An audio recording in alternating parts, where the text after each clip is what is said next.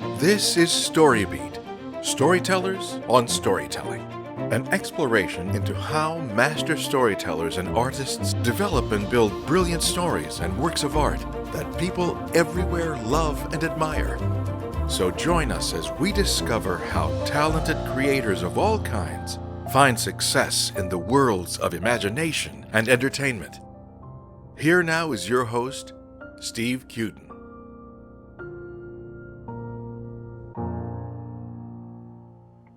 Thanks for joining us on StoryBeat. We're coming to you from the Center for Media Innovation on the campus of Point Park University in the heart of downtown Pittsburgh, Pennsylvania.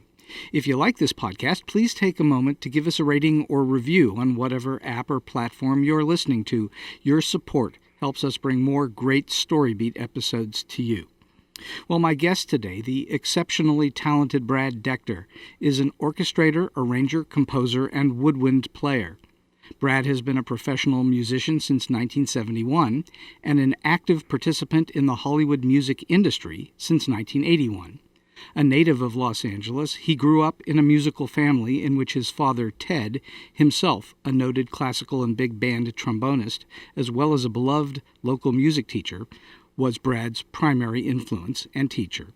Playing clarinet, saxophone, and flute, Brad gained valuable experience performing with symphonies, big bands, and various other groups before attending Yale University, where he received both his bachelor's and master's degrees in music. As a saxophonist, Brad studied with jazz legend George Coleman of the Miles Davis Quintet fame and has played with jazz greats like Ella Fitzgerald, Charlie Ventura, Bill Holman, Bill Barry, Toshiko Akyoshi, and Ray Anthony. Primarily working in film, Brad has orchestrated or arranged all or parts of over 300 feature films with such notable composers as Mark Isham, Mark Shaman, John Debney, Michael Giacchino, James Newton Howard, James Horner, and Trevor Jones. Included in Brad's credits are the Academy Award-nominated scores for The Fugitive, The Prince of Tides, My Best Friend's Wedding, The Village, The Passion of the Christ, Defiance, Michael Clayton, and the First Wives Club, as well as audience favorites like Mary Poppins Returns, Rogue One, 42, City Slickers, The Dark Knight, Dolphin Tale, The Sixth Sense, Pretty Woman, and Dave. Brad has worked on numerous TV shows, including a 7-year run with Once Upon a Time, as well as Moonlighting, for which he was nominated twice for the Emmy Award for his arranging work. And he also helped to arrange The West Wing's theme, for which he arranged and orchestrated its Emmy-winning... Brad has worked on numerous TV shows, including a 7-year run with Once Upon a Time, as well as Moonlighting, for which he was nominated twice for the Emmy Award for his arranging work, and The West Wing, for which he arranged and orchestrated its Emmy-winning title theme for composer W.G. Snuffy Walden. He's often been an arranger for the Primetime Emmy Awards show, as well as for many Academy Awards telecasts. Brad's arrangements and orchestrations are also showcased on a wide diversity of record albums, including those featuring artists such as Chris Bodie, Josh Groban, Barbra Streisand, Sir Elton John, Mariah Carey, Johnny Mathis, John Denver, Seal, Al Jarreau, Placido Domingo, the Royal Philharmonic Orchestra of London, and both his wife Maureen's debut vocal album, Songs of a Mother's Love, and his son Graham's debut jazz guitar album, Right on Time. His work can be heard in the new ballet Tom Sawyer, composed by Tony winner Maury Yeston. So it is a great joy for me to welcome the master of musical arrangements, Brad Dechter, to StoryBeat today. Brad, welcome to the show. Oh, thank you so much, and it's my pleasure. It really is. This is a very special opportunity, and I appreciate you giving me the time. Oh, the pleasure is all mine, believe me. So tell us just a bit more about your history than we heard in the bio. You've been playing music, obviously, since you were a boy, but at what age were you inspired to start writing music and arranging music? I think that started in high school, and I was around music, as you mentioned in the opening, for most of my life, and a lot of family influence, my dad being a teacher. But when I went to high school, I was already playing jazz saxophone, and there was a gentleman who, frankly, I think he followed me from my junior high. He was a guidance counselor, but it turns out his real career before that was being a trombone player and an arranger. And for some reason, he said to the administration at high school, "I'd like to teach a class in jazz arranging." And I jumped at it. It was like a one-off. It only happened once, and I learned how to arrange music. And it was the first thing I ever did was called Four Brothers, which was a very big hit from the Woody Herman Jazz Big Band. Right. And I was hooked at that point. And I went, I can do this. This is fantastic. It immediately got into your bloodstream. Absolutely. There's some, playing an instrument is wonderful, and you practice and you get to some kind of self-satisfied achievement of what you do, and then you might perform and you get applause. But my goodness, when I wrote that and got to hear it played with just the musicians in my little class, it just opened up a whole new avenue of joy and, whoa, what happened here? And I guess they say the rest is history. Well, once something like that happens for an artist, especially at a young age, it's very hard to erase it or go away from it. You get stuck, and clearly it stuck with you big time. Indeed. So who were your, aside from your father, obviously, who were your earliest inspirations and influences? Well, speaking of family, I came, as I said, from a musical family. My dad, the obvious one, but I also had, although these were a couple relatives I never knew, my grandfather passed away when I was just 2 years old, and he had a younger brother who I never met. However, my grandfather, I heard stories all the time about them, and my grandfather was a big radio star on KHJ in Los Angeles in early 1920s, and he played the banjo live on the radio. Wow. And the girls used to come and wait at the stage door, as it were, when he finished his live show, and he was like a big sort of megastar for a couple of years. He went on to become an attorney, but I heard all those stories, and I have recordings of him playing the banjo and singing. And then my Uncle Bob, his brother, was an arranger and songwriter, and his claim to fame, I believe, was working with Guy Lombardo. Mm-hmm. And I heard all the stories about how they were on the road once, and my mom's family came from Canton, Illinois, and he brought the whole band to dinner at my great-grandmother's house. Wow. So the Guy Lombardo band? The Guy Lombardo band, yes. Wow. For the audience who won't know, by the way, I just want to inform the audience. Guy Lombardo was famous for every year playing Auld Lang Syne on New Year's Eve. He's been gone a long time, but some of the listening audience will have no idea who Guy Lombardo was. But he was very popular and famous for quite some time. But I will add real quick there. I heard one of the channels at this past New Year's Eve, 2018 into 19, and the first thing they played was Guy Lombardo's version, which I think is ubiquitous now to New Year's Eve wherever you are in America. Yes, it is. But yeah, so these stories just made me feel this sort of attraction to what music could be. I didn't, like I say, the personal experience wasn't there. But beyond that, then I had I had some fantastic teachers. I started piano lessons. And then I moved to woodwinds, clarinet particularly, and I had another teacher there. And then I honestly, this idea of influence is I realized, I was thinking about our talk today, and I am so lucky that I had, a couple dozen people who really looked after me, if you will, who I guess saw something in me, and they gave of their time, whether they be teachers or colleagues and mentors, and it has meant all the world to me. I'm not a self-made musician, if you will, and but I've been smart enough to listen to these people and take what they've given me. Well, I think young artists in particular need mentoring and mentors, and so I say that for two reasons. One is those who are seeking to become artists should look for a mentor, and those who have the abundant ability and skill set already developed, they should think about becoming a mentor. So I think it's important. I absolutely, and I'm at a point in my career and my life where I really have this idea that I do want to pass on whatever it is I know. Great. And trying to figure that out, because it's an interesting thing as an artist, and I know you know this, that, and as a writer, I'm usually alone. As my wife says, he's up in the box all by himself. Sure. But I have to say, I'm never alone because I have this multitude of people that have helped me. And I'm in my office right now. I'm looking at bookcases full of books and music books and CDs and all sorts of things that are not only reminiscent of my past, but also part of my daily library that I use all the time. I mean, I just can't know everything about music. I learned how to learn, Sure, if you will, about music, and it's all sitting here. So, that whole creative thing and how to pass that along has been an interesting thing. And what I realized from all of the people that I'm talking about, the mentors and teachers, they gave me what they knew in their experience. Most of them did not try to say, this is the only way to do it.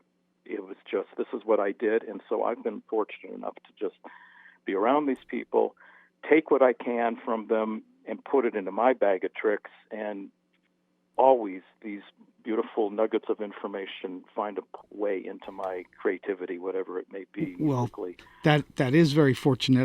There are a good couple of ways you can certainly consider giving back. One is to teach, obviously. You can teach just like your father taught. And the other way is to sit down and write a book or something like that. You can give back in all sorts of ways. Indeed. But I think that's really great that you had that in your life. All right, so here's what I'm really mostly curious about. I've been around the music business for some time, and I find it a little bit mysterious to this day. I mean, I know what it is intellectually, but tell us what arranging and orchestrating are. Tell us what that is and how sort of each of them and why they're called two different things, and what makes arrangers important. Why do we need arrangers? It's an excellent question. I've gotten it many times, and there is not one easy, satisfactory answer, Sure. Which is another way of saying I'm going to maybe say quite a few words about this. Great. But Great. That said, I think the best and simplest example I can start with is to take the idea of a composer from, let's say, classical era. We could say Beethoven. Mm-hmm. And I think most people have heard of Beethoven. And by the way, I want to say when somebody writes music, because composition, arranging, orchestrating, they're all lumped under the category of, you could say that person is writing music, and it always isn't actually writing it down on paper, by the way. Somebody who's learned they're a guitar player and they sing and they create a song, they don't even know how to write music. But we use the term write as a euphemism, if you will, for creating. It's really sure. about creation. Of so course. You create music. So I'm making that distinction because my particular job as an arranger or orchestrator, and frankly, orchestration has been the bread and butter of my career. It is literally about writing down on paper, or in this day and age, on computer, or a combination of the both. So that's a beginning point. But going back to Beethoven, so Beethoven was a guy he was a great piano player, and he sat down at the piano and he would write on paper usually some kind of a sketch. And what I mean by that, it might be a glorified piano part or just a piano part. It could be one line of a melody. Right. It could be a bunch of chords. And then he would take that idea and figure out, here's the first movement of my Fifth Symphony, da-da-da-da. And he'd write all this stuff out, and then he would take score paper. And score paper is a large piece of paper, generally roughly 11 by 17 inches, Mm-hmm. with a whole bunch of staff lines, which are the language of musical notes, the writing down of notes. And he would write for the flutes and the oboes and the trumpets and the trombones and all the way down to the violins and the basses and everything in between. Would he write those notes by playing those notes out on the piano so that he could write them for other instruments? Well, Beethoven was, as I think everybody has heard, if not known by listening themselves, was an incredible genius who went deaf at the end of his life. And so the sound of the piano almost became meaningless for him just by the sheer virtue of his hearing loss. Mm-hmm. So he knew how to, and most people I know how to write to a certain extent away from the piano. So he would get the ideas, and then he would orchestrate his sketch or composition that he originally wrote. And he would then, in his head, decide, I want the flutes to play this and all of those kinds of things. And that's what orchestration is. But it all came in one package with somebody like Beethoven. So if you fast forward through the centuries, there are certainly cases of people who, excuse me a minute, I'm sorry. I beg your pardon. There are certainly cases of people who have had orchestrators help them. There's a story about Prokofiev, the famous Russian composer, who would write out his sketches, and then he was so eager to move on to the next compositional part, he had somebody orchestrate his very detailed, almost perfectly laid out sketch, so there wasn't really any question, because he would often be on trains, and the bumpiness of the train, he didn't think he could actually get a nice, clean piece of paper. So he had somebody at home making the scores. A couple anomalies like that, but what has happened in the modern world that I live in is that movies are a big source of composition for orchestra. Right. And there are various reasons. Probably the biggest reason is that these great composers who started in the golden age of film in the 30s and 40s and 50s, while they did do a lot of their own orchestration, got to the point with deadlines that time was an issue, and they just didn't have the time because of the imposed deadlines of getting the picture done, the film done. Right. And so they would hire an orchestrator who would invoke the intention of the composers through these sketches I described a minute ago, and they would actually orchestrate and decide, to whatever extent the freedom they had or were given instruction, to put the flutes and the violins and everybody in the proper place. And so I'm taking, as I said, a lot of words to explain. No, please do. This business of orchestration can be something like a glorified copyist. I worked for John Williams once, just one time, which was a thrill, and he had worked on some music for the Olympics many years back. Yes. I think this was 1996. And I spoke to him on the phone, and he gave me a few, and, we talked about it a bit, but his sketches that I am talking about were absolutely complete, and a really good music copyist, and I'll just say on the sideline here, a copyist is the person who takes the final score that I might do as an orchestrator and makes a part for every instrumentalist.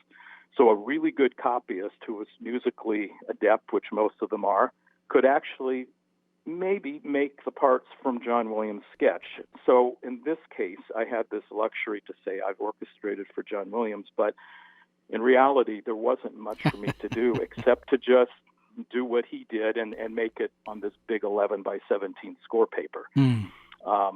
There are other times, and I will go all the way to the other side of the field, where because of the time issue, this one particular case, I was given a theme, meaning one note, like a song that you could sing out of your mouth without any harmony or anything. This is the theme, and I want it to fit from this bar to that bar. He would lay out the score for, might be 2 minutes long, and say the theme goes here, fill in something here. And I literally was composing the score for that, or the cue for that scene, although I did use his thematic material, which of course is what can be copyrighted and, you get royalties for down the line. So I will say, though, that with all of those extremes being mentioned, most of what I do is very well laid out by the composer today. In the film industry, they do it on synthesizers now with sampled sounds, and these are terms I think most people are familiar with. Yeah. And they're essentially making a demo of every cue, every piece of music that is, for a film score. And they play it for the director ahead of time, before the recording of the live musicians, and the director says, I like that, I don't like that, can you change that? So then by the time it gets to me, my job is sort of a combination of this copying idea where the intention is so clear and very obvious. I have to do things, I guess we call it cleanup, and that means sometimes I will get, here's the string section, so I have to decide maybe who the violins are going to play and what the violas are going to play and what the cellos, and sometimes a clarinet solo goes too high or a flute solo goes too low, and you have to make decisions. Well, could another woodwind instrument play this? And that's what happens a lot of the time. But then there is this, I call it 5 to 10% of the creative process here, where I have to decide, knowing what the scene is about, what the drama and emotion is about. Mm-hmm. Emotion is incredible. That is the key to all art, frankly, but to the music, it's about the emotion. Then I decide, do I want to make this scarier, more triumphant, more romantic? And there are a whole set of, I have a bag of tricks, if you will, and I try to use those ideas and things that I can do, such as, beautiful strings with some moving lines that add this sense of romance, let's say, or you use big brass, bold chords that might signify a fight or some kind of big, landscape scene that's just overwhelming and you want to make the theater just come alive. So you know what kinds of combinations of instruments and textures you can use to highlight. So I have to figure out where I have the liberty to do that, and then I have, like I say, my 5 or 10% of maybe adding an extra line here, or decide to add this extra instrument that the composer didn't necessarily write on the sketch. Right. And that's how it works with orchestration. So in other words, you're taking what the composer has written and plussing it, I guess that would be the right word, or making it fuller, or filling it out, I guess. Exactly right, and those are all terms that are good. I've heard people liken it to a paint-by-number art set like an artist would do, and that's a little unfair. That's really unfair. Maybe the guy who only gave me a melody, but the idea is that, yes, the anywhere from 0 to 100%, mostly 90% is there, and then it's me making sure that it's technically correct, and then I basically take this demo and the sketch that the composer has done, and I make it sound better than it already is with the live musicians, without changing any intent on the composer's part, of course. Mm-hmm. So let's go back a half a step to John Williams for a moment as an exemplar. John Williams, I think, from my point of view, he's created the most number of completely memorable motion picture scores, melodies, whatever you want to call it, than anyone else ever. When you start looking at the long list of movies that he's composed music for, most of his scores are really memorable. It's a John Williams score, and so when you get something from him and it's completely filled out like you say it is, he's actually worked that out. He's actually done the orchestration already, more or less? Essentially, yes. And as I say, I have seen a couple of his scores. I know people have orchestrated. I had this one, very small in the scheme of things, experience with him. But yes, he started off as actually a jazz pianist. He became an arranger in Hollywood before he became the John Williams that we all know. He used to be Johnny Williams, by the way, the pianist. But he is an absolute complete musician in terms of writing, arranging, orchestrating. So he knows how to do all of that, and he has very clear intentions. So, the time it takes him to come up with this very complete sketch is the way he does it, and that's how he writes his composition. And as I say, it turns out to be really more complete than probably most that I have heard of or seen in terms of completion. So that tells me that when we're listening to a piece of recorded movie music that was John Williams written music, that it really is reflective pretty close to of what he's done and who he is, versus other artists that may give you less than that. Is that an accurate statement? Well, it's partially accurate. Yes, to the extent that what we hear is John Williams. The other implication is that there might be less of that in other composers, and certainly that can be true, but I firmly believe, and I've read about and spoken to many of my colleagues who all agree, our job is to basically invoke the intention and the style of the composers with whom we're working. Mm-hmm. So I've hardly worked on anybody's work that I feel like I've injected anything that's anything different than they might have done already. Got it. Themselves, had they had the time. Sure. But there are people who claim that they hear, oh, that's a Brad Dechter orchestration, and I mostly beg to disagree. I think I'm doing what other people do, and I don't think there's a particularly signature kind of thing that goes on. We all have, I mentioned that phrase, bag of tricks. We all have things that we can do, and there are many correct or right ways to solve any problem in music and creative arts. So whereas I might do this to make something romantic, another fellow colleague of mine might do a similar but different thing. And I suppose you could say that's a style, but ultimately I don't think any of us take away from the identification of the composer for those who may know that person's work. Right. When you're working, how closely do you actually work with the composers? Do you work closely with them, or once you're in it, they're sort of disappeared? I would say the latter at this point. When I first started out in the 80s, James Newton Howard was the first composer with whom I really got into major film orchestration, and those were the days of pencil and paper, and he would write his sketches in pencil, and then I would go have a meeting with him, and I'd sit with him for an hour or two or three or more. We would go over that batch of cues for that day that he was giving me, talk about them, give me ideas and so on, and then I'd execute them. And at the very beginning, he always wanted to see my finished score before they went to that music copyist who makes the parts. Then computers came in, and also my experience and expertise got better, and so did James, and the trust he had of me and the success we've had.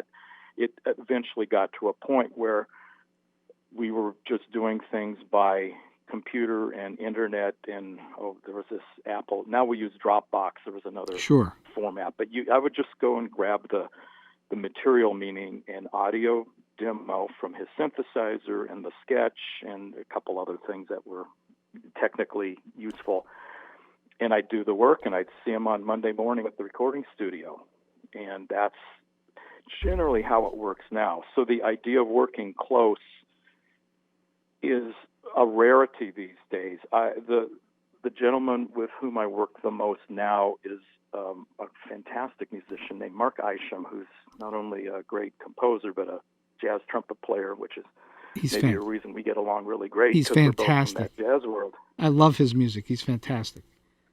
Oh, well, good. I'll pass that along to him, and Please. I do too. And it's really, it's wonderful. So what we usually do is we'll talk about the project at the beginning. I get a sense of what it's about.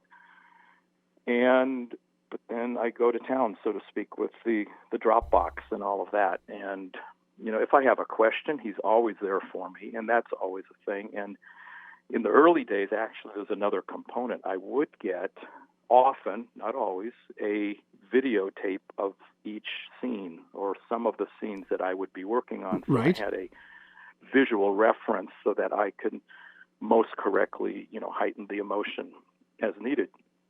I don't really get that anymore, and it's not a problem really, because the guys I have worked with, mainly James, John Debney is another, and now Mark Isham, they are so complete at executing the emotional content in their demos, in their sketches, that when it gets to me, all I need to do is basically do all of that orchestrational stuff I mentioned and use my own good musical taste, and I understand the music and where they're going with it.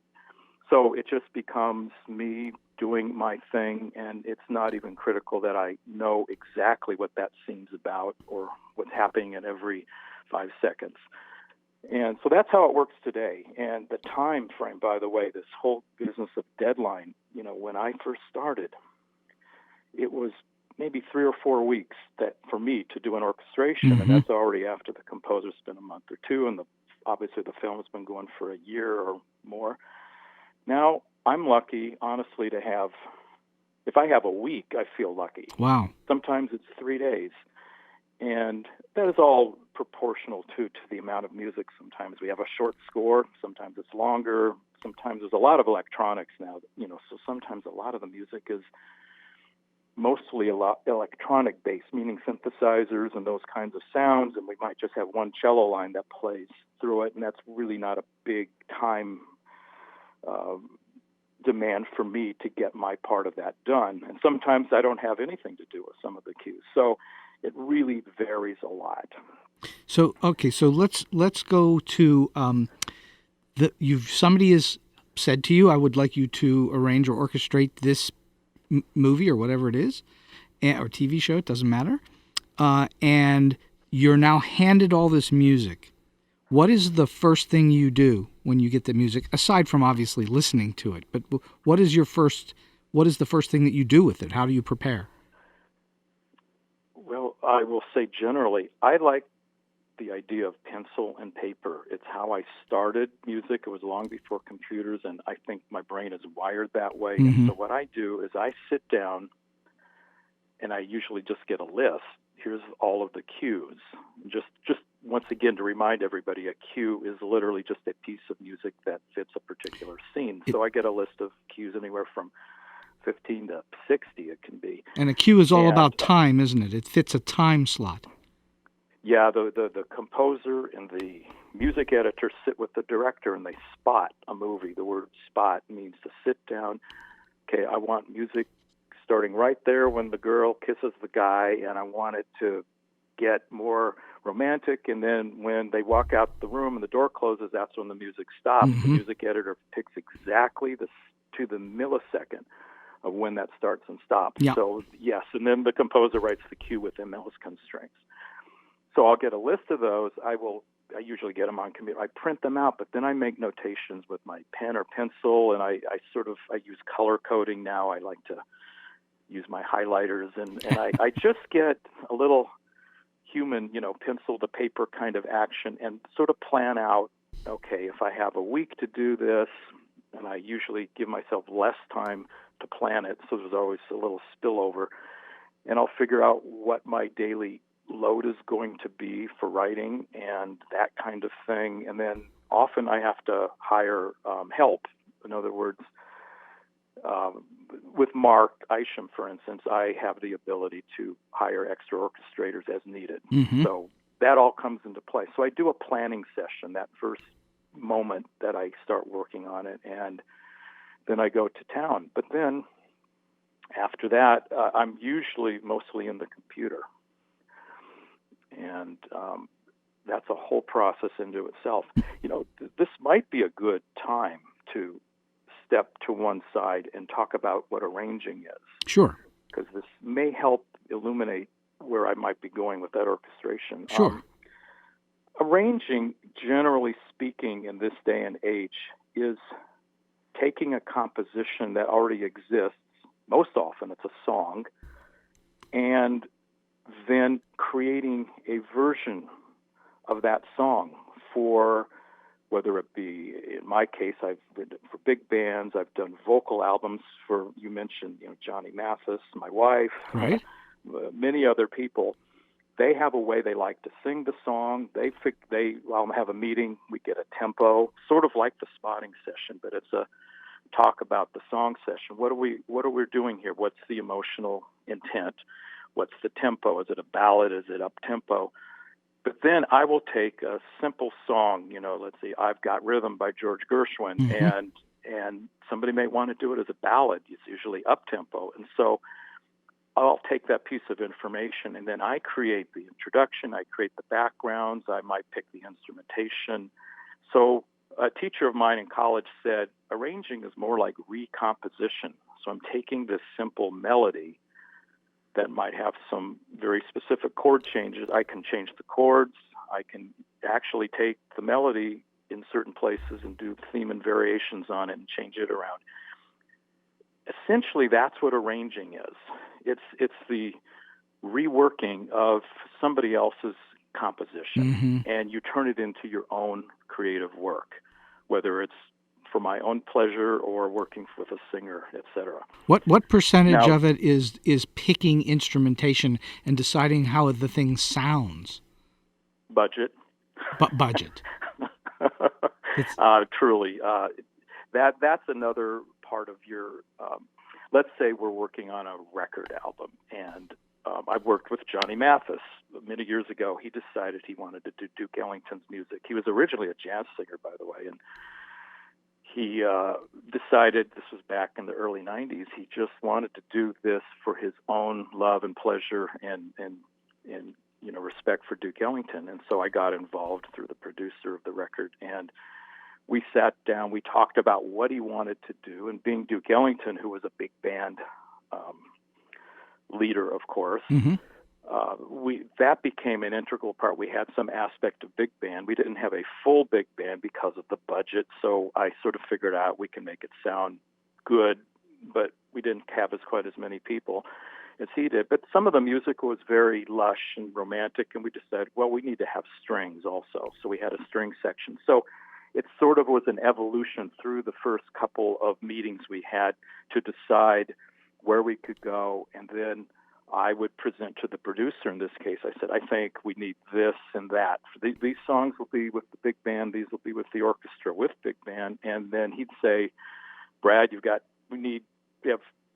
rid of 5 people. We can't afford that. So there would literally be this budget constraint, and then we would figure out the way to achieve the ends without busting the budget. And so that's often the way it happens. So it's a combination of influences that determine that. Instrumentation, I should say. Have you worked on anything where there was sort of, if not completely unlimited, there was close to an unlimited budget where you could do whatever you wanted?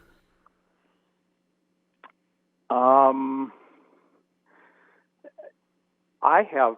Let me put it this way: I have not often been the person, the lead person, if you will, in that decision making. Yeah. Mm-hmm. But that said, I will say yes. There have been a couple times with some major artists where, to coin a phrase, money was no object. Right. But that's rare. It's very rare. I would imagine that most people, no matter how big they are always looking to save money, not spend it. So. Indeed, yeah. Indeed, and that's sort of it's. You'd be surprised how much. You're probably not surprised. You've been in the business, but how much of what we do is defined by the money aspect about what you can do, who you can use, how much you can do it, how long it takes, etc. So how often you have to make decisions about instrumentation for, I assume, for emotion and for tone and all the rest of it.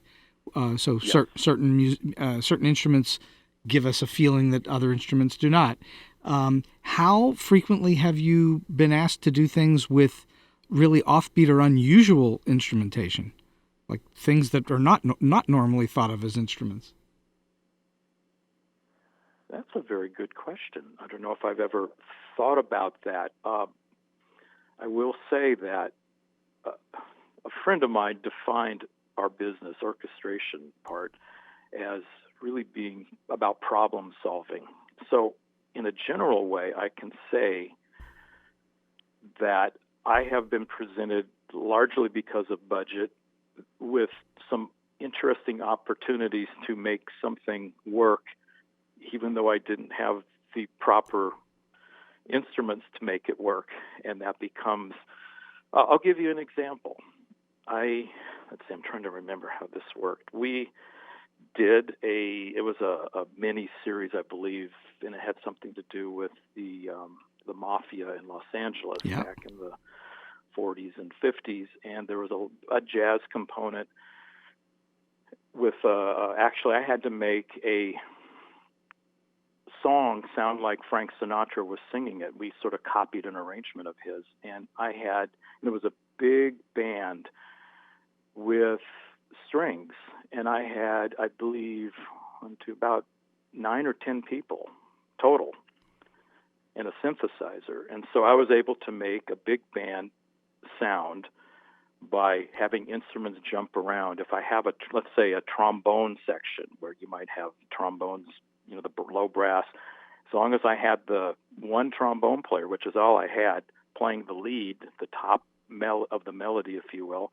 and I was able to use saxophones underneath and make it sound like trombones, as opposed to, so there are all these tricks. So I had to do that, and then they actually found a guy who sounded like Frank Sinatra who could sing like that, and then I was able to put the synthesizer strings in. There was just a little bit that was needed, and I figured out a way.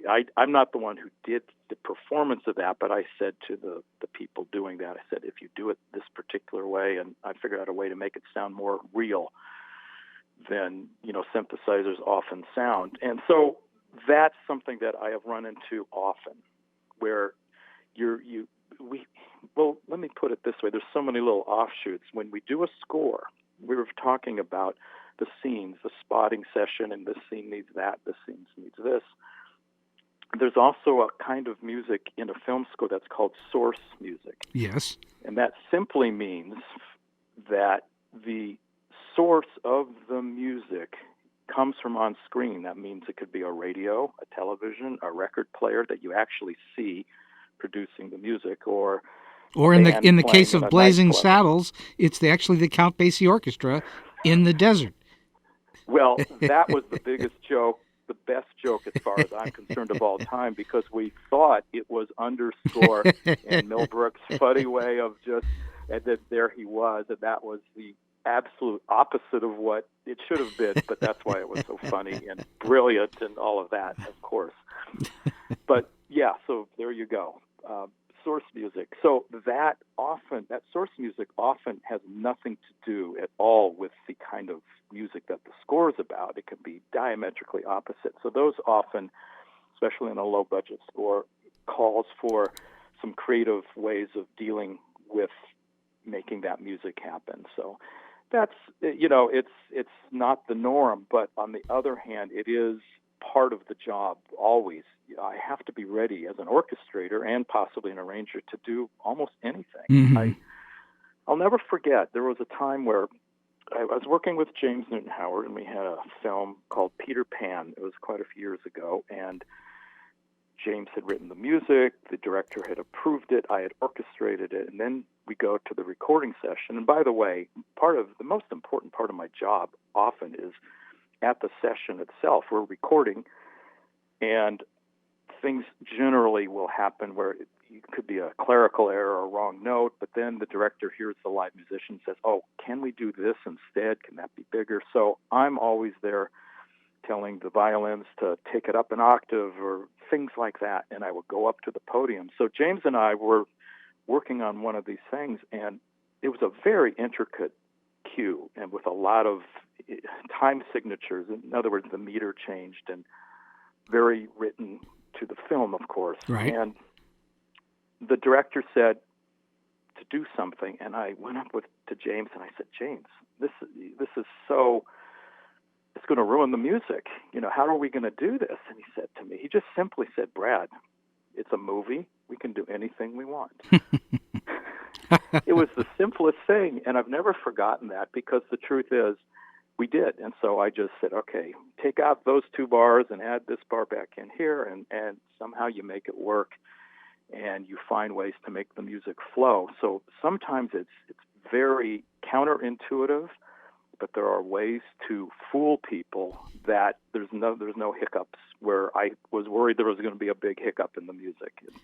So that's what happens. So. It sounds to me like the work you do is truly creative in many, many ways, and that you have to think creatively on your feet all the time. Yes, absolutely. And you never know when it's going to happen. That's the thing. Sometimes it's really easy. I did this television show for 7 years called Once Upon a Time, I Yeah. think you mentioned at Yeah. the beginning. And that was really great. I'd never worked on a TV show for that long. It was a beautiful experience. Mark Isham was our composer. And it got to be, and I don't mean this in any derogatory way, but it became a sort of like working in a factory in an assembly line where the music, while quite varied, there was millions of characters and a lot of different stuff.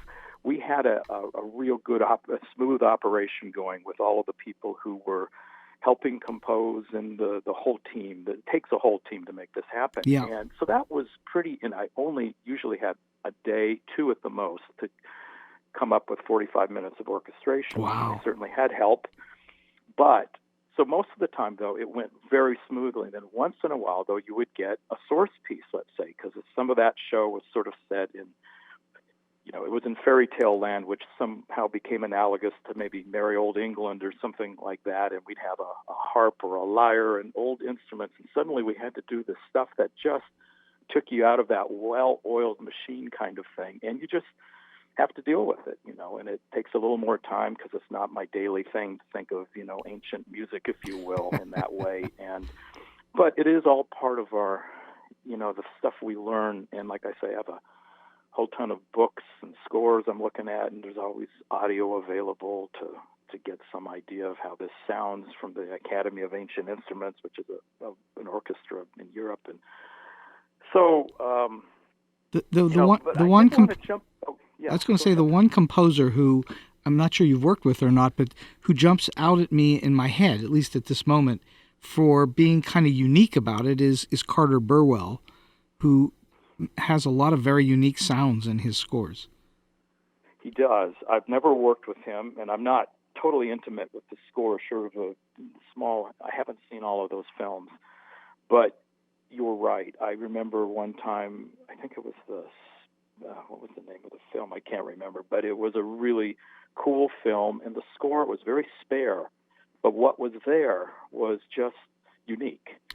And could be Fargo. I never would have thought of that. Could be Fargo. It wasn't that. It was something with the Spanish something, and I can't remember. It's called The Spanish Prisoner. It's a David Mamet film with Steve Martin. Exactly right. So thank you for saving me there. And I loved the film, and I just thought, I never would have thought of that. What an interesting way to go for it. Mm-hmm. Hey, a great example of that. One of the very first films I worked on was City Slickers. Mark Shaman was the composer. Yeah. It was one of his very first films with an orchestra, if not the first, with a big orchestra. And I had the pleasure of working on the opening scene. And I presume you've probably seen it. I've seen it. And it's the bulls running in Pamplona. And the beginning part of the opening cue for this scene was all the bulls waiting to be released, and so I had to do this sort of Spanish thing as a trumpet, da-da, da-da, da-da, da-da, da-da, with a very Spanish flair, and all of those kind of orchestral colors that might be associated with Spain. And as soon as the gate was lifted and the bulls started running, the music turned into a gospel piece, like jazz gospel, which had nothing to do with Spain.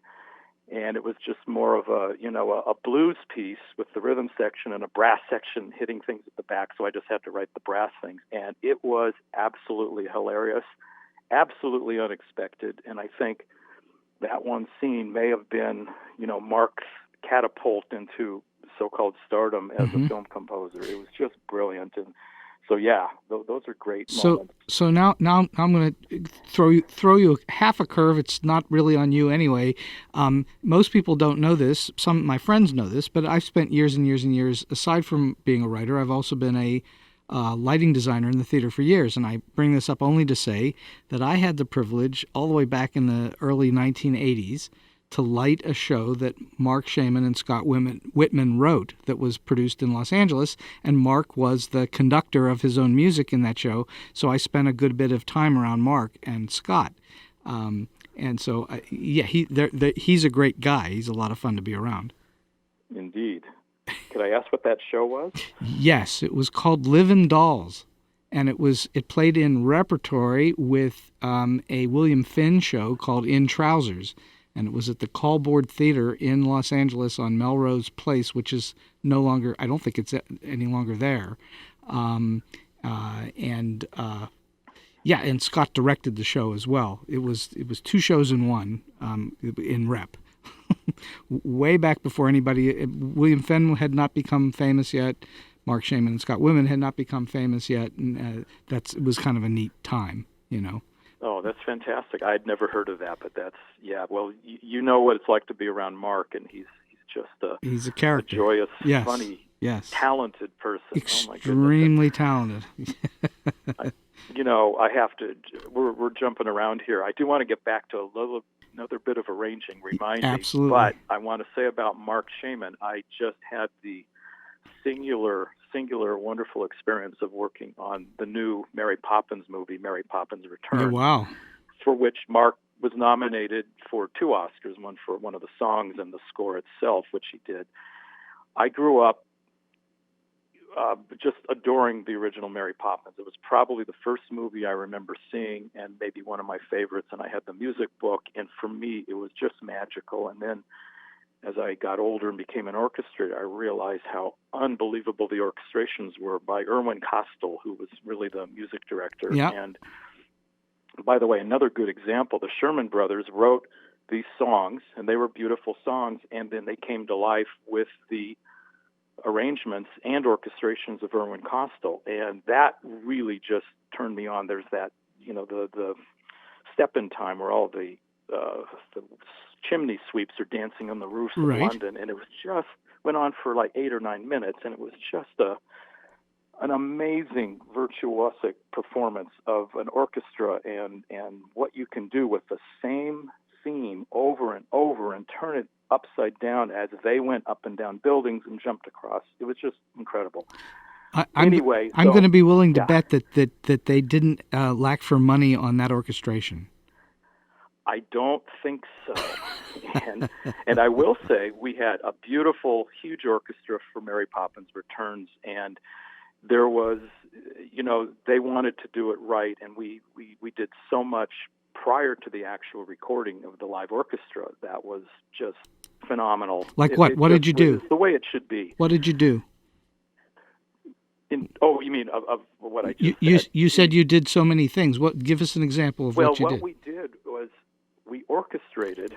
There was a number of orchestrators. I was sort of an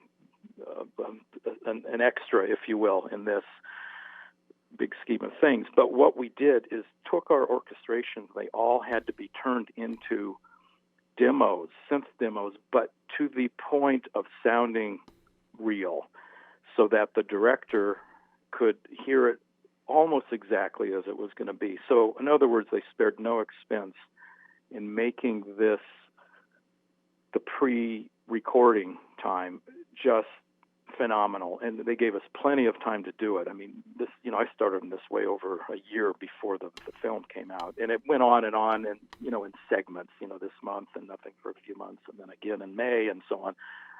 But they just respected the music so much, which of course it was a musical, so that's sort of the nature of the beast anyway. Kind of important. Pre-recording, and, yeah, but it was fantastic. So when Mark called me to work on this, I just said, this is my dream gig. This is it, and it was just beautiful. And I've seen the movie more times than I've probably seen any movie I've ever watched or worked on, I should say.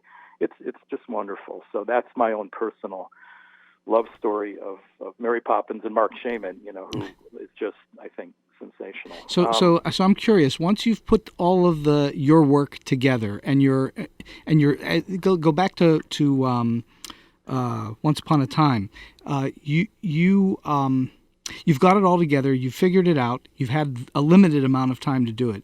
Do you know, with synths and so on, do you know when you walk into the studio pretty much how it's going to be, or how frequently do you have to make adjustments in the studio? Well, yes to the first question. I usually know how it's going to be, but there are always... Music is a mystery. There are things that I think I know exactly what I'm doing, and this is going to work great, and then you get to the studio and go, why does that sound not so good? And then there's other things that I didn't even think hardly about, and you get to it and you hear it and go, wow, that's the most amazing thing I've ever heard. How did that happen? So there's a lot of surprises, mostly good, but none of them bad. As I said earlier, part of my job is to be at the studio, and then as soon as we play it down with the orchestra, I'm taking notes. I have my score. I'm sitting next to Mark in the case of Once Upon a Time, and I have a red pen.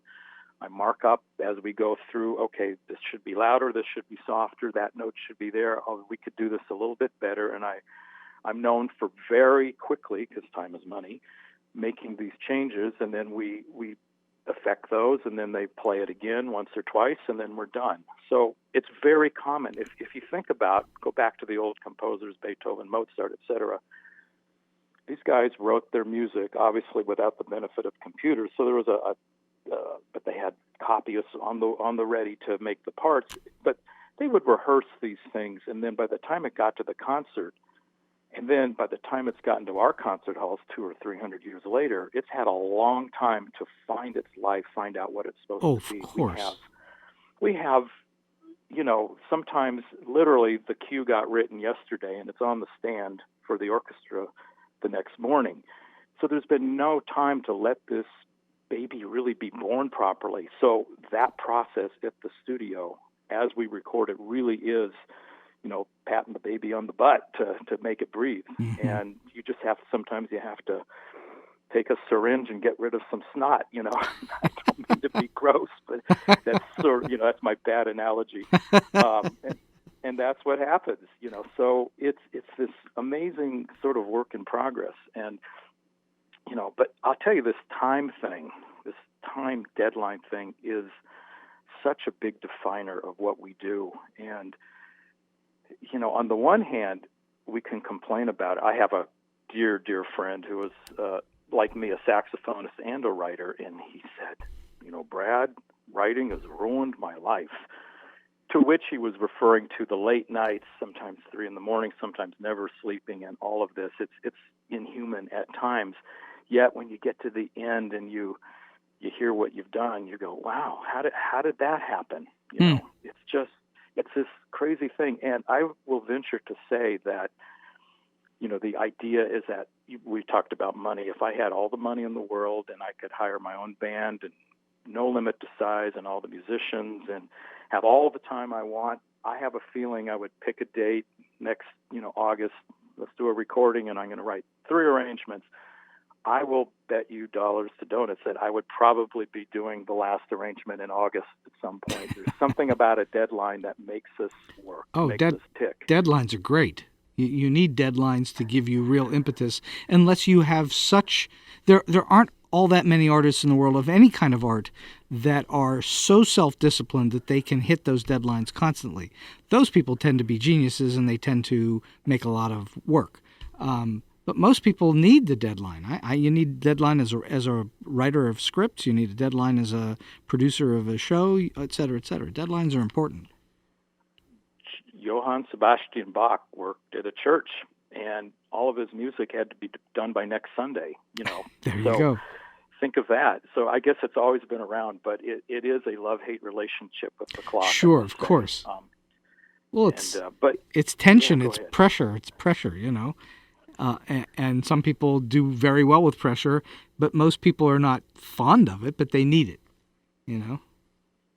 Now, I have this thing that I always try to strive for, and once in a while it happens, and I call it the zone. So the clock is ticking, Mm-hmm. Tomorrow's the deadline, but I'll sit at my desk and be working on something, and somehow I get so involved in enjoying this process of whatever I'm trying to figure out in my arranging or orchestration. And I'm just loving it. And the clock, I haven't looked at the clock for hours, and I realize, wow, I'm done. And the clock did not inform me at this point. I really got out of that. And that is a wonderful, wonderful place to be. That's the best. Emotionally as a creator. That's really is. That's I'm the sure best. Yes, that's the best place to be, is when you're in that zone and time does not exist. That's a great place to be. Most artists strive for that thing where you're so deep into it, it's just flowing. It's people call it the flow or the zone or whatever they call it, but it is a great place to be where the time ceases to exist. I want to switch gears for half a moment here, Brad, because I know you're also a composer yourself, and I want to talk about composition that's not you're not working on somebody else's piece, you're working on your own. When you get an idea for a new piece, where do you typically start? Does it come to you in the middle of the night in the shower while you're eating, or where does it come? How do you start? That's a really good question, and I'm going to sort of take it backwards a step, only to say that my composition is not such a huge part of my life or career, the actual creating from the beginning to the end. Mm-hmm. We were talking about arranging before. I find that my most creative times and the way it just worked out for me has been in this context of an arrangement. Or, as I said, my teacher said once, it's recomposition. That said, I have been, let me give a really good example of me being in control, if you will, to the extent of what to do without anybody telling me what to do particularly, was this album I worked on with my wife. She's a great singer, and she wanted to do a gift for our son on the occasion of his 13th birthday, and each song was a representation of a particular period in their life together up to that point of age 13. And I did there were 12 tunes, I did all but 2 of the arrangements. And to me, that was one of my finest moments, because it was out of love, of course, I was doing this. But the inspiration here was, I knew what my wife was trying to do as a singer, as a storyteller, really. She's an actress, too, and she knows how to sing the emotion of the song. We talked about that, but from then on, it was an open book for me, a blank slate, if you will. And so for me, it's a thing where I sit down at the piano and I will fiddling around, and just occasionally an idea will stick. I will have this, whatever reason, and it's random. I don't have a game plan, as it were. I let the emotion of the moment, the song, the idea, sometimes it comes out of left field and means nothing to the song, but I run with it. How could I make this work? Because musically, I liked how this sounded. Yeah. I like this chord. And so I just have these various things I do, and then I also have this innate sort of sense. I can't define it. I don't think I could even tell a student, if I were teaching this, which I have tried to do, what it is, but I invoke the emotion of the moment, and I know somehow how to pull it out without understanding how I got there. And that works really well when I'm working with a composer, too. Back to orchestration for a half a second, where I sense where they're coming from, and I do what it is I know they want, because I just feel it. And I guess that's this is my emotional outlet, honestly. So I let my emotions take me there. Maybe that's the simplest way to say it. And I have a craft, I have a technique that I've learned quite well over the years. So I have a whole lot of options in front of me that I can use, whether it's figuring out a chord or a rhythm, or I take a little segment of this song that I'm arranging for the singer, and maybe I can make that a background line. Maybe I could make that a counter line. There's all sorts of things, and it just sort of comes to me in a funny way. I'm not a good planner. I'm really not. I try to be. That's interesting. I've made more lists in my life that I haven't paid attention to than probably anybody, but I do believe the act of just, once again, it's pencil to paper kind of thing, thinking about things, and then it just sort of flows in to whatever I'm doing. And this feels good. Now I'm going to work on it, the technical thing. And then there will be technical issues. Well, this is a great idea, but I can't make this work, so I have to revise it or massage it a little bit. I know I'm speaking in vagaries here, but that's... Well, I think that most people recognize that music is a very special and unusual thing in the world, and that is, it is frequently made akin to mathematics, that there's a lot of math involved in music somehow, But really, it's back in our lizard brain somewhere, and it's very emotional and very innate. It's not you. It is calculated. Obviously, you calculate what you're doing, but it doesn't feel that way when you're listening to it. It's emotional. It's something that you may not be able to express with words, but it has a feeling, and that makes it special. Indeed. I think I've been thinking about this concept recently, the idea that music is a language. And I realize that now, as I'm getting older, I'm starting to listen to classical music that I supposedly studied in college, and I really probably wasn't prepared to understand it so well. And it's just one example. And I listen, and I swear it's like I can hear words coming out of the music. Huh. Wow. I feel it. I obviously have a technical mastery at this point, 50 years on or so from the first time I played clarinet in an orchestra, but I'm understanding these things in different ways, and there's subtleties or just, layers of art within some of this. Oh, if you listen to, I love Ray Vaughan Williams and Beethoven's Ninth Symphony. My God, I'm now that whole part with the chorus. It just blows me away in a way I never really got years ago. Sure. And I'm big on analogies, but one of the things I love to do almost more than anything, and maybe even more than music, if you will, is cooking. I love to eat and I love to cook, and I find cooking, creating food, is very much like orchestration. It is a little bit of this and a little bit of that, and suddenly you have a whole thing. Well, yeah, but you have to have some basic chops, if you will. You got to know what's happening, and like this. Sometimes I'll do things from scratch, but sometimes there's a recipe, but you know how to vary it. So it's sort of like the song. That how am I going to make this song my own? And so I look what's in the refrigerator. I've got chicken and I don't have beef, so I make it work with chicken, whatever spice you pick, and how much of that. And there's these. I just find this so interesting that creation really has some very primal kind of things that go through all aspects of creation, whether you're writing a book or dancing or making a movie or even the way you decide to mow the lawn. It sounds silly, but I have just this. I like this idea of trying to do things in a fun and interesting way, and so. Anyway, I don't know why I brought up the food analogy. I guess we were talking about. It's a pretty good analogy. I want to go back a half a step to the notion of music as language, and just wanted to go all the way back to John Williams, who created the language of music in Close Encounters of the Third Kind, where we were communicating with the aliens through music. Brilliant scene, wasn't it? Yeah, absolutely a brilliant scene. Tell me something. This is a question I like to ask guests frequently, and I'm not sure anybody has a really good answer for it, but I keep seeking to say what people think. And the question is, for you, what makes a good piece of music good?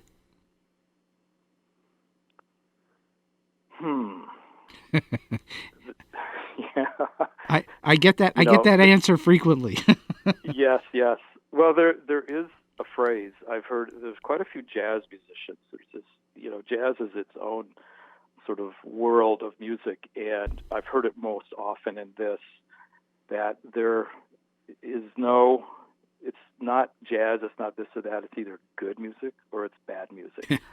So, and sometimes the follow-up line to that is, and if you have to ask, then you don't know. But actually, here's what it is. And I think my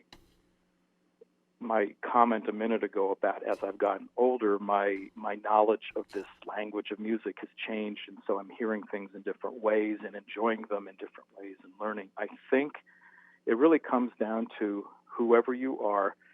I mean, art is a thing that we do most often for an audience, whether it be one person or a million people, to look at, listen to, taste, whatever, enjoy.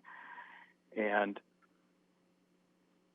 if I try not to analyze, by the way, if I go to a movie and I hear a score, I'm pretty good at not going, oh, that's a B flat 7 chord and that's an oboe doing that. Right. I'm able to take the entirety in and just appreciate it for what it's doing for the film. So, in other words, it's an emotional response. So I really believe that good music is something that gives me a good emotional response. Mm-hmm. Bad music might be easier to define by my talent, meaning especially if I don't like it, I listen to that and I go, it just doesn't feel right. And then I can maybe say, well, it's not good because of this and it was out of tune, or I don't know. But ultimately, I just think it's a personal thing. I could argue, as I have in my youth more, that because I spent hundreds, if not thousands of hours of practicing my craft, whether it's being saxophone or writing, that I'm more qualified to say what's good music than somebody who's never done that ever in their life. Mm-hmm. But I've realized that's absolutely wrong. It's not what it's about at all. It's emotion.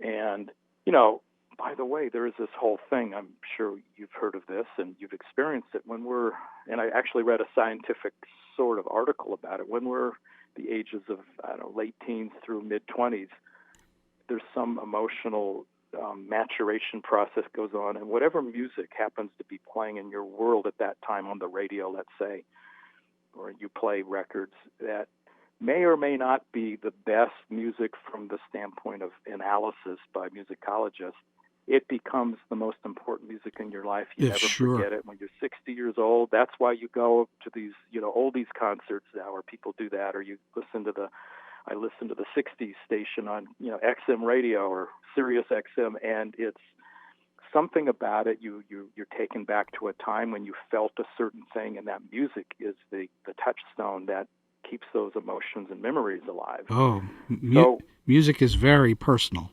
And indeed. So I can't,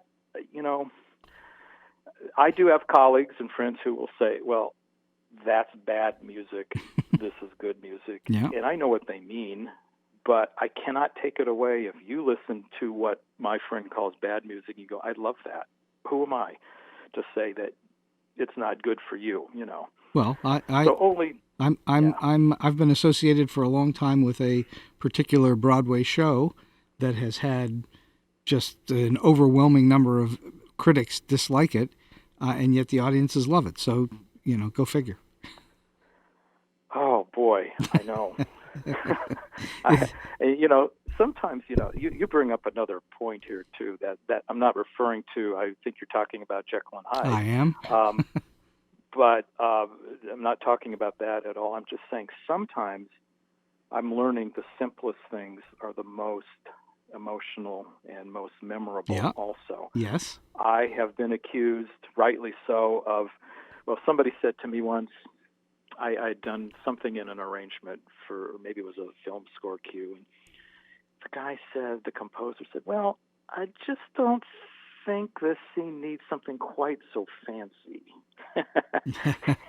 And we all laughed. It was a wonderful way to say you overwrote, you did too much, you talked too much, basically, in your music. And I've learned that. I haven't really learned it. I know it intellectually. I'm still striving for that moment of simplicity, and it's good to have all those chops and those fancy things, but sometimes, a slow saxophone with a beautiful sound playing the right note at the right time with the piano, bass, and drums is all the magic you need without it being more than one note, And so it's just it's a big soup with all sorts of different possibilities, and I ultimately, and this is one thing I tell students when I have taught, which I do hope to do more of, is that when it all comes down to it and you're working on this film or this arrangement or whatever it is,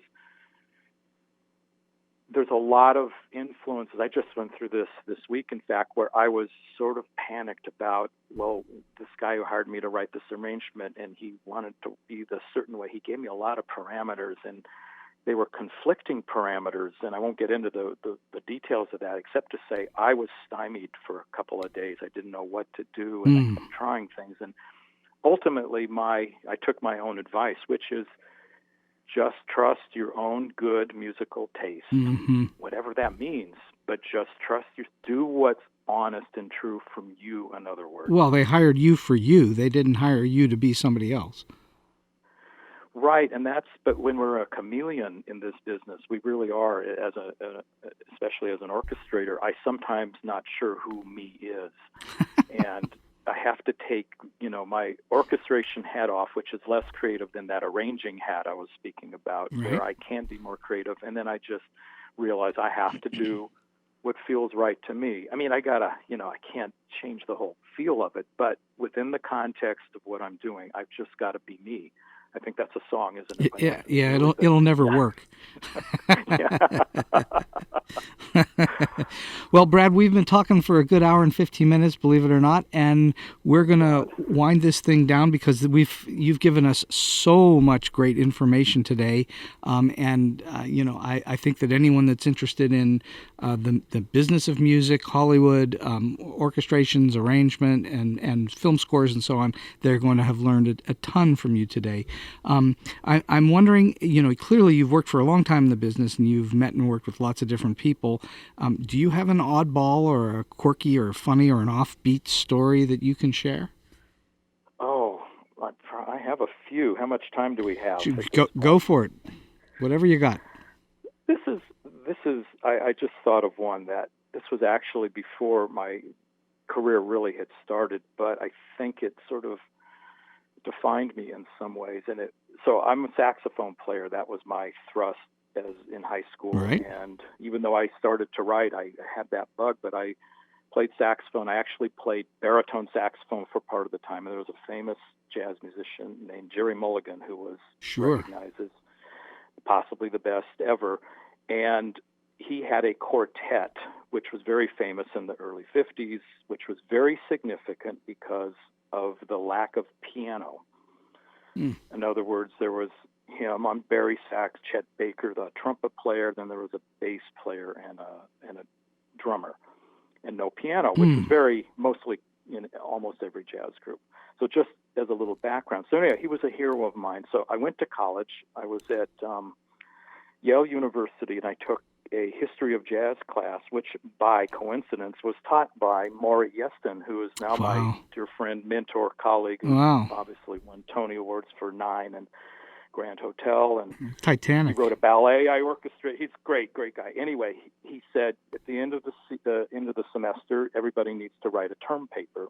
Pick anything you want within the world of jazz and write about it. And I had two things going for me. I was curious, of course. I was just thrilled to be back east. I'd never been there, and and I could get on a train and go to so many places. I also had this love of Jerry Mulligan, who I found out lived in Westport, Connecticut, which was about 20 miles down the road from New Haven, Connecticut, where I was. So I decided to do my paper on the Jerry Mulligan Quartet of 1951, etc.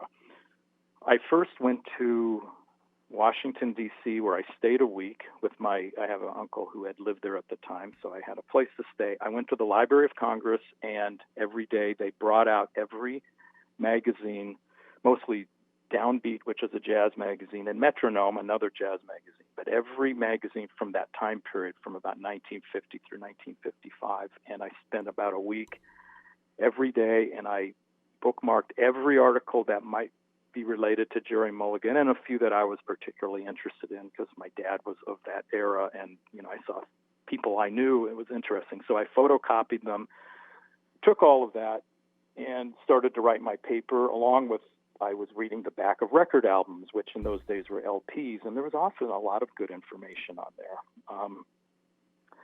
So I get to my paper, and I thought, you know what? Jerry Mulligan lives down the road. I'm going to see if he'll see me and I can interview him. So believe it or not, he was listed in the phone book. This is 1975, I believe. And I called, and I kept getting a busy signal. What I didn't realize at the time was that out of your city area, you had to dial 1, and I didn't know that. And they didn't have little computer ladies telling you have to dial 1 first. So I boldly decided one Sunday morning, I got on the train and took the local New Haven line to Westport, I had his address because it was in the phone book, and I got off. And there was a porter at the very quiet little station. There was really nobody around. It was Sunday morning. And I said, here's this address I'm looking for. Do you know where this is? And he said, yeah, it's about a mile up the road. You go up there and turn left. So I did. And I walked, and I knocked on his door, cold call, And he had a house assistant of sorts, I guess, a maid, if you will, answered the door. And I said, hi, my name's Brad Dechter, and I'm a student at Yale University, and I would like to interview Mr. Mulligan about a project I'm doing. And can you please tell him that also a good friend of mine is Bill Berry. Bill Berry is a guy who was another mentor of mine who lived in Los Angeles but had lived in New York, and he played with Duke Ellington's band. He said, use my name. So I did. And so the lady said, oh, Mr. Mulligan will see you. And I went into his little studio in the corner of the house. And he was very nice. He said, have a seat. I'm working on a score here. I need to finish a particular section of it. But, and so just sit, and then when I'm done, we can talk. I said, okay. But what fascinated me, I'm watching him work, I'm looking around. It was his, room of collection of photos and such. But he had a television mounted on the wall. And there was an old movie. It was a Bette Davis movie. I don't remember which. And he was writing a jazz arrangement. And he kept looking up at this television, and a couple of times he said, did you hear that? What's going on in the score? I'm like, how is he paying attention to the television and writing an arrangement at the same time? That just totally baffled me and impressed me at the same time. Finally, he finished, and we sat and talked, and I explained what I was there for and asked him questions. And the most pertinent question was this idea of the pianoless quartet, how he came to this, what was the creative impetus to come up with this fantastic idea that everybody was talking about in 1950s.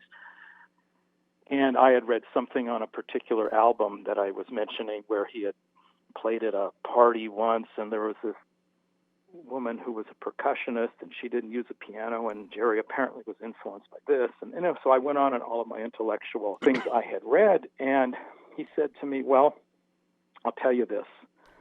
This was in Los Angeles where this group started, and there was a club called The Haig, Haig, which had, in those days, the acts would be there for a week or two or even a month. I mean, as opposed to one-nighters, which is more the tradition, right. Maybe a few days. And this was a very small club with a very small stage. So this month, Tuesday through Saturday, Sunday being an off day, Monday being the local day, they had the Red Norvo Trio. Red Norvo was a vibes player, so all he had was the vibes. Actually, he didn't have a piano either, but he had vibes, bass, and drums. But he's sort of a keyboard instrument, so it wasn't the same. And because of that, they put the piano in storage because it took up so much room on the stage. So Jerry had been rehearsing and doing some little groups with Chet Baker and these other musicians, and he said somebody from the club wanted him to play on Monday night. And the simple phrase he said was, well, basically the gig was there and the piano wasn't. So much for creativity. And it was a brilliant moment. It really taught me a lot right there. But then the other interesting part, just a little postscript, he offered me something to drink. He said, I've got some orange juice or ginger ale or water. What would you like? And I said, I'll have some ginger ale. So he went to the kitchen, and he came back with the 2 glasses of ginger ale. He had some too, and we kept on talking. And in the middle of our conversation, he said, after taking a sip, he said, Brad, does your ginger ale taste a little funny? I went, tastes okay to me. And he said, I'm not so sure. He said, when I went to the kitchen, a bunch of our cats were on the sink. I think one of the cats pissed into my glass. I think we're drinking, I'm sorry, this is a little gross. I think we're drinking ginger piss. It was so surreal. Here I am with Jerry Mulligan, and this is what he's saying to me, So I stopped drinking my ginger ale at that point. It would have ruined me on ginger ale for the rest of my life. I'm okay, but anyway, I think mine was fine actually. But the interesting thing, that happened, and I'm just dying, inside. I just didn't even know what to do. But then he said, because he knew what I did, he'd asked me who I was and my musical stuff. And I'd also been a music copyist from high school. I learned how to make these parts, and I actually made money doing that. And he said, "Hey, I've got a concert coming up at Carnegie Hall. Would you like to copy the music for this arrangement I'm doing?" I'm going, "Great." So I got a job out of it. Wow. Which was fantastic. And that was wonderful. And then I have to tell you this interesting coincidental postscript. Go forward about, to 2003 maybe, 30 years. We had a little house that we rented for a year that was furnished. It was when my son was going to an art school, and at that time we just wanted to be closer to him while we commuted back to our regular house near Los Angeles. And this house had all of the stuff in it, kitchen stuff. It had only one book, though, and there was a book. It was left on the fireplace mantle, and it was a little tiny book, like a little book of poems or something. And I picked it up and looked at it, and it was by, I messed up some of the story. Let me quickly interject in myself. Jerry Mulligan was married to, or at least lived with for many years, Sandy Dennis, the famous actress. Yes. She was at the house that day in Westport, and I met her on the way out.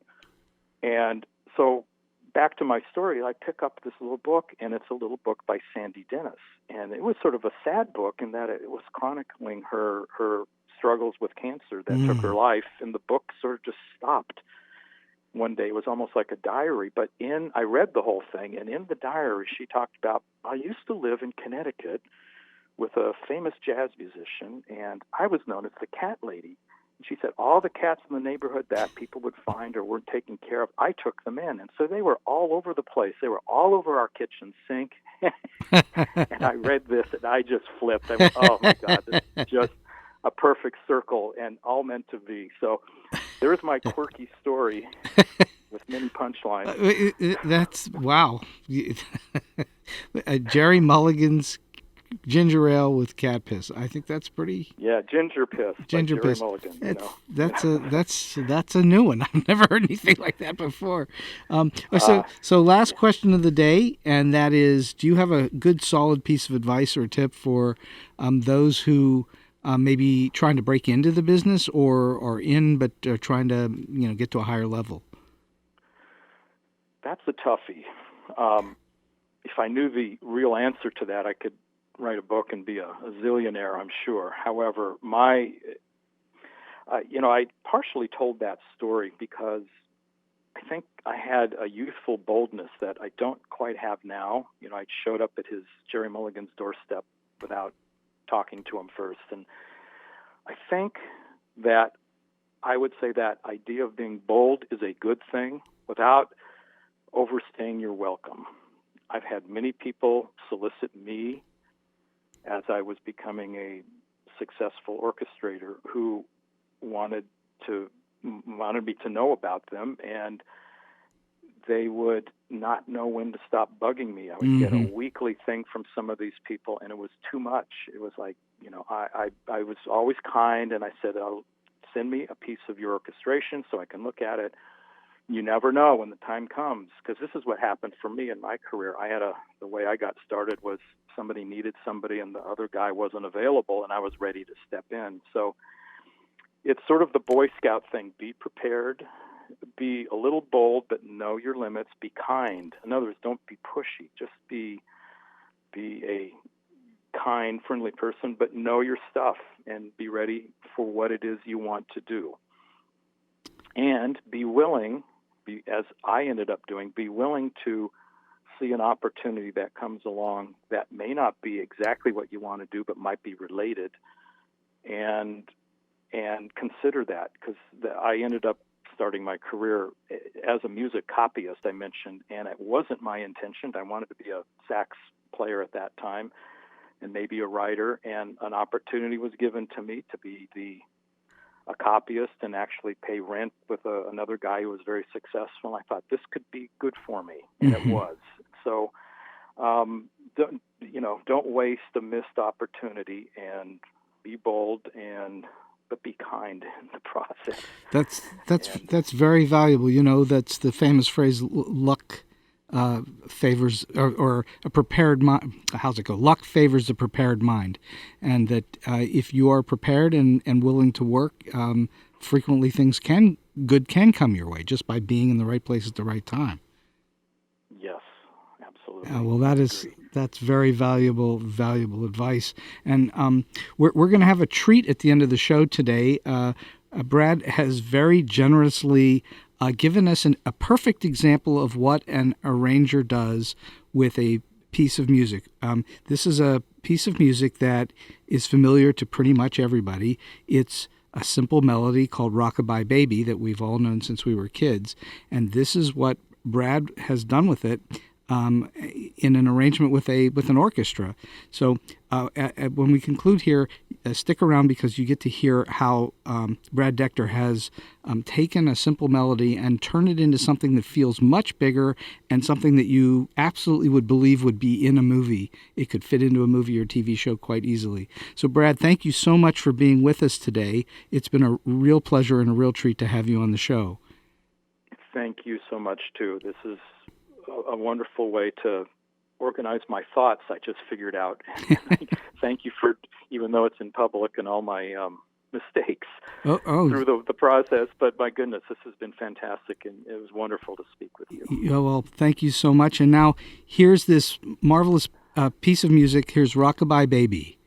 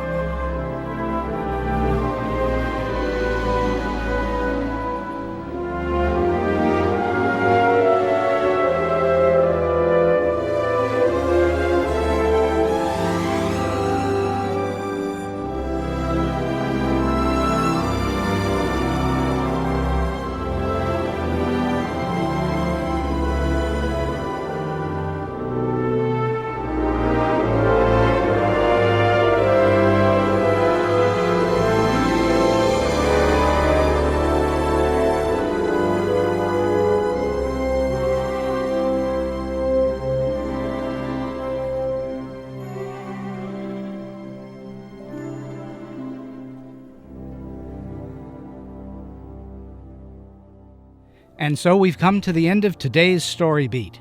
If you like this podcast, please take a moment to give us a comment, rating, or review on whatever app or platform you're listening to. Your support helps us bring more great episodes to you. This podcast would not have been possible without the generous support of the Center for Media Innovation on the campus of Point Park University. Until next time, I'm Steve Cuden, and may all your stories be unforgettable.